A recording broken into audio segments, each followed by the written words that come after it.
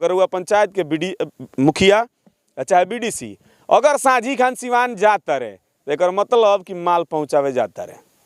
ये हम अपना से नहीं कहत, मुखिया जी लोग को कहल बात है, ऐसे कहते हैं। अब के कॉलर है मत पूछे, हमरा नहीं के पता रात के, लेकिन जेसीबी चलो तो हमनी के जानते हैं। रात में जेसीबी चलो, दिन में ना चलो। दिन में ना चलो, दिन चलिए रात में जेसीबी चलो। बाबू कहता दिन में मनरेगा काम करो। BA, BCom, BSc, MA, MCom करें विश्व की सबसे बड़ी यूनिवर्सिटी इग्नू से। सॉल्व असाइनमेंट्स और गाइड बुक्स प्राप्त करें। संपर्क करें Mahakal computers, DAV PG college के पास, पंच मंदिरा मोड़ से दाहिने, सिवान।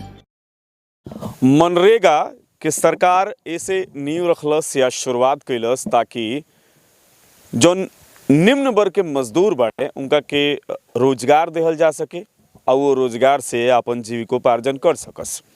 लेकिन मनरेगा फिलहाल अगर बिहार के पंचायती राज व्यवस्था देखल जाओ तो मनरेगा जौन बाटे ये मुखिया जी, बीडीसी, पंचायत सचिव अब PRS के कमाई के बड़ा बढ़िया साधन हो गई बा। आज साथे साथे जेसीबी वाला लोग के भी रोजगार के बढ़िया साधन हो गई बा। ताज़ा मामला जौन बाटे ये मामला बाटे दिघवलिया पंचायत के, ये रघुनाथपुर प्रखंड के दिघवलिया पंचायत के कटवार मौजे आ कटवार में बनी जा देखी एजा बरसात के समय में अभी बारिश हो गई बा तो एकदम दिक्कत नहीं खे। लेकिन हेरुआ के दिखा दी कि जौन रास्ता बाटे ये मनरेगा से ही रास्ता फेंकाइल बाटे, मिट्टीकरण भइल बाटे। मनरेगा की योजना हम मिट्टी के काम होला आ मनरेगा में मिट्टी के काम करे। मनरेगा में मतलब कोनो लिमिट नहीं खे, और वह जितना काम करे के बा कली। सबसे बढ़िया सुविधा का बा कि आराम से 800-1000 रुपया घंटा पर जेसीबी मिलत तरी सौ ओकरा के मंगाई, काम करवा ली। आ काम करवैला के बाद 30 से 32% जौन बाटे कमीशन लागी। PRS साहब सिवान रहेनी। साझी खान 6 बजे के बाद वहाँ लगे माल पहुँचावल जाला। दिन में पहुँचैला पर लोग देख ली और वह देखें। अगर वह पंचायत के मुखिया चाहे बीडीसी अगर साझी खान सिवान जाता रहे तो एक मतलब कि माल पहुँचावे जाता है। ये हम अपना से नहीं कहत, मुखिया जी लोग को कहल बात है, ऐसे कहते हैं। अब के कॉलर है मत पूछे। खैर हई देखी मामला बाटे जा रास्ता फेंकवाल गिल बा। हई देख ली हई जौन बाटे ये जेसीबी से काटल बा। अब हम कहतनी दावा के साथे तो कैसे कहतनी उहो प्रूफ करम, दिखावे के कोशिश करम। ये रास्ता जेसीबी से काटल बा, भराई भइल बा। आ ओकरा बाद दिघवलिया पंचायत के बहुत सारा लोग जे काफ़ी संपन्न बाटे, नीमन घर से आवेला, ओकरा खाता में पैसा मंगावल गेल बा। आ ओकरा खाता में पैसा जौन आवता आई खाली यही जानी के होत पूरा रघुनाथपुर प्रखंड में का जिलों में होता कि रुआ पैसा मंगाई 29 कुछ रुपया आवेला 14 दिन पर, ओमे से 500 रुपया रख लेवे के बा आ बाकी पैसा उतार के दे देवे के बा। ई सब जगह चलता। आई पैसा उतरेला कैसे? फिनो पेमेंट बैंक के CSP चलावे वाला लइका मोबाइल आएगो हऊ अंगूठवा देवे वाला का जने का कहला ओकरा के लेके दुआरे दुआरे घूमेला समार फोके आ पैसा उतारेला स चाची, काकी, भाभी, भैया के नाम पर। एगो ऐसा ना भैया हमरा साथे बनी, देखी हई भैया बनी, यहाँ के खुदे कंप्यूटर से डिजिटल से रिलेटेड काम करेनी। दिनों भर ऑनलाइन फॉर्म एने ओने कइल जौन यहाँ के काम बा, अपन रोजगार बाटे।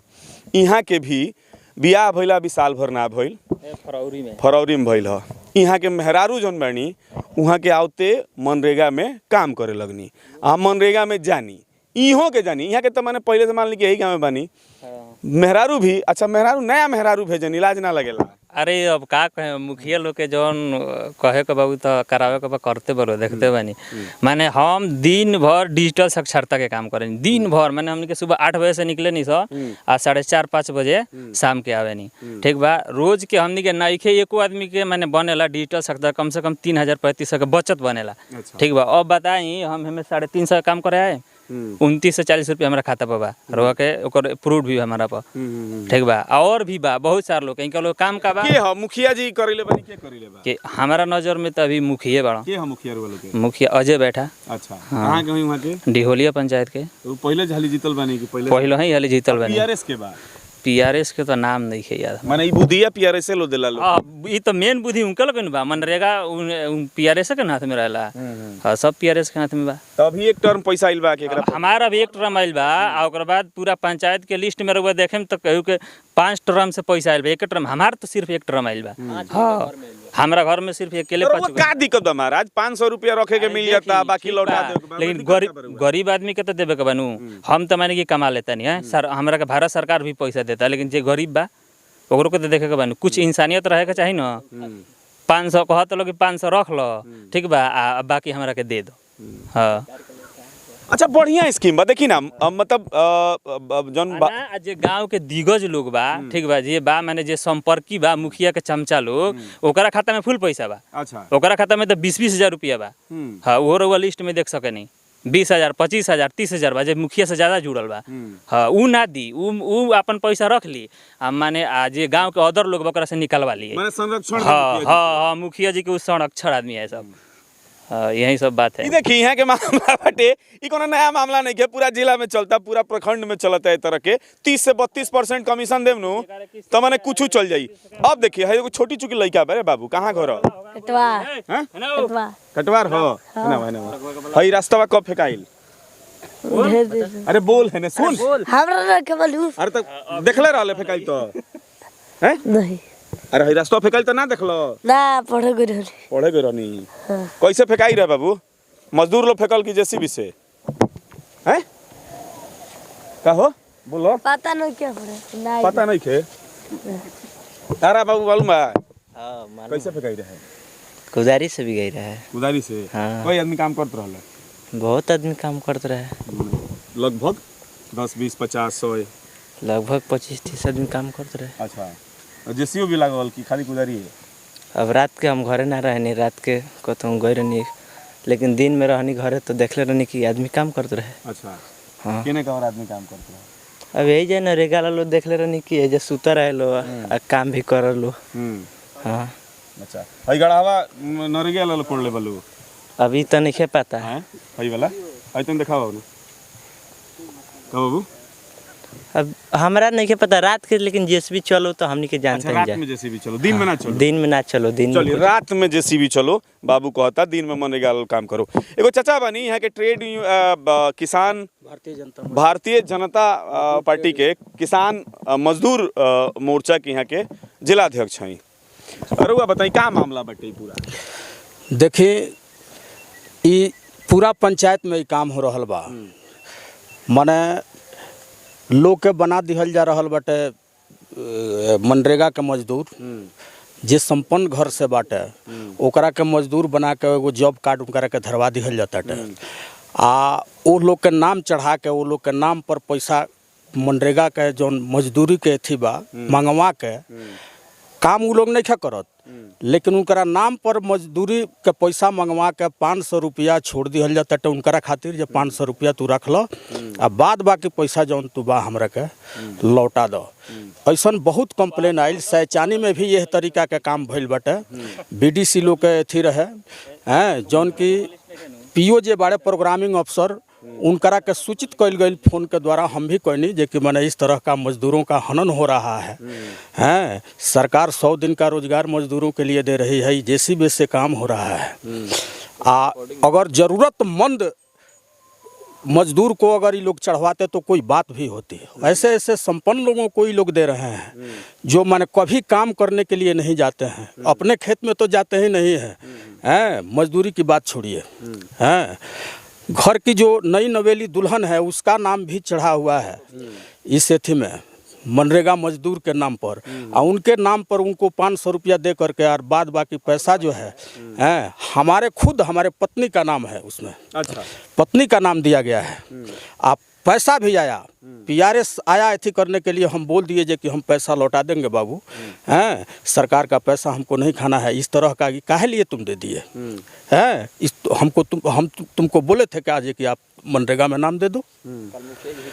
तो इस तरह के कल मुखिया जी भी पहुंचे थे, उनका कुछ रिकॉर्डिंग भी हमारे पास है। कौन तरह रिकॉर्डिंग बाजे वहाँ के जे कोई नया काम भैया नहीं हो रहा है, हमसे बोल रहे थे जे कोई नया नहीं कर। हाँ, ये नया पहले से होते आ रहा है। सिस्टम बनल बा। जी हाँ, ये सिस्टम बना हुआ है। हैं हमको बोले लालच दे रहे थे जो कि भैया एक काम आपको दे रहे हैं आप करा लीजिए। हाँ ये करा के छोड़ी कुल का माने ये थी कोयला के जरूरत बटे रहुआ हैं। हम बोले जो भाई मजदूर का भारतीय जनता पार्टी हमको मजदूर का ट्रेड यूनियन का जिला अध्यक्ष बनाई है। तो ये बताइए जो हम भारतीय जनता मजदूर ट्रेड यूनियन का जिला अध्यक्ष बनाए गए हैं, हमारे ही घर के बगल में, हमारे ही पंचायत में, हमारे ही प्रखंड में अगर इस तरह का एथी हो रहा है, धांधली हो रहा है, तो हम जिला अध्यक्ष रहिए करके क्या करेंगे भाई हैं। इस तरह का जो है धांधली आप लोग कर रहे हैं। कम से कम हमारा प्रखंड तो बकसिए, प्रखंड तो बकस दीजिए हैं। कहीं दूर हम नहीं पहुंच पा रहे हैं, ठीक है हैं, जब ज़रूरत होगी पहुंचा जाएगा, लेकिन अभी तो हम हैं। कम से कम इतना तो आप लोग एथी रखिए कि हम यहीं के हैं, हमारे ही मन पाँव के नीचे ये सब काम हो रहा है। इस तरह की धांधली हम प्रोग्रामिंग अफसर को भी एथी किए, इसके पहले डीडीसी और कलेक्टर साहब को भी फ़ोन किए थे हैं। तो डीडीसी साहब बोले कि आप प्रोग्रामिंग अफसर से बात कीजिए हैं, पहले प्रोग्रामिंग सिस्टम से आइए। बात ठीक ही बोले हैं, जब पहले सिस्टम से आइए। प्रोग्रामिंग अफसर से अभी हमारी बात परसों हुई है, तो प्रोग्रामिंग अफसर बोले जो कि अभी हम बाहर हैं, हम आएंगे तो आप लिखित दीजिएगा, इस पर हो सकता है कोई कार्रवाई बने हम करें। क्या कार्रवाई लोग करेंगे, सब लोग मिले हुए हैं। महाराज जी लोग जानते नहीं हैं जो कि इस तरह का जेसीबी से काम हो रहा है, आप मजदूर के नाम पर ही लोग चढ़ा करके और जो है पैसा भजा रहे हैं, ये सब लोग जान रहे हैं। जान करके आज सब काम हो रहा है। तो प्रोग्रामिंग हम तो जान रहे हैं कि हम प्रोग्रामिंग अफसर के पास अगर लिख करके कुछ देते हैं तो उसका रिजल्ट क्या आएगा हैं। तो इसके लिए हम एथी कुछ लोग दरखास्त दिए हैं, जिसको माने प्रधानमंत्री को भेजा जा रहा है, मुख्यमंत्री को भी भेजा जा रहा है, और यहाँ के डीएम जो हैं उनके पास भी हम भेज रहे हैं कि इस तरह की धांधली चल रही है, आप इसका उच्च स्तरीय जांच कीजिए, प्रखंड स्तरीय नहीं, उच्च स्तरीय जांच कीजिए। ये भी लोग बोले जो भाई हम लोगों को धमकी मिल रहा है कि हम कहीं मुकदमा में फंसा देंगे हैं, चाहे मार देंगे, अपहरण करा लेंगे। इस तरह की धमकी भी लोग दे रहे हैं, धमका रहे हैं लोगों को, जो कि मैंने आप ऐसा मत कहिएगा हैं। अगर कोई आता है वीडियो बनाने के लिए, चाहे कोई मीडिया आते हैं, तो उनसे आप इस तरह की बात मत कहिएगा हैं। इस तरह से कहिए जो कि मैंने थे कुदाल से काम हुआ है हैं, मजदूर वर्ग के लोग जो है काम किए हैं, जेसीबी का नाम आप लोग मत लीजिए। इस तरह का जो है सिखाया जा रहा है। बस ज़्यादा नहीं कहना है हमको। आप लोग मीडिया हैं, आप लोग देखिए और देख करके जो उचित, चूँकि आप चौथा स्तंभ है, आपका भी कुछ जिम्मेवारी बनता है। तो मजदूरों का हक जो है न मारा जाए, बस यही प्रार्थना आप लोगों से है कि इस आवाज़ को आप लोग बुलंद कीजिए और कलेक्टर से लेकर के प्रधानमंत्री तक यह आवाज़ पहुँचे। इस तरह का प्रार्थना भाई हम आप लोगों से करते हैं कि यह काम जो है आप लोग मीडिया का जो फर्ज है उस फर्ज को निभाइए। चलिए तो देखिए ये दिघवलिया पंचायत हटे और यहाँ पर साफ है रास्ता जौन बाटे, रास्ता फेंकाइल बाटे। 218 रुपया मनरेगा के मजदूरी हटे।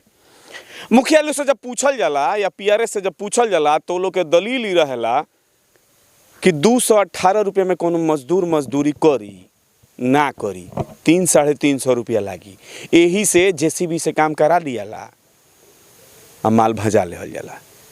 तो जब मजदूरी कम बा तो जे गवर्नमेंट के एम्प्लॉई बाटे या जनप्रतिनिधि बाटे या सिस्टम से जुड़ल जे लोग बा, वो आवाज़ उठावे, अपना ऊपर कंप्लेन करे कि भाई मजदूरी बढ़ावल जाओ, न्यूनतम जो दर बटे ओकरा के बढ़ावल जाओ, ना कि जेसीबी से बकोटवा के, जेसीबी से काम करा के।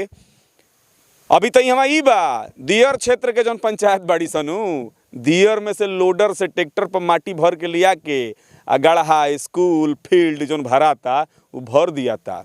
ओकरा बाद 32% कमीशन पहुँचा के सिवान सांझी का 6 बजे के बाद माल भजा लेहल जाता।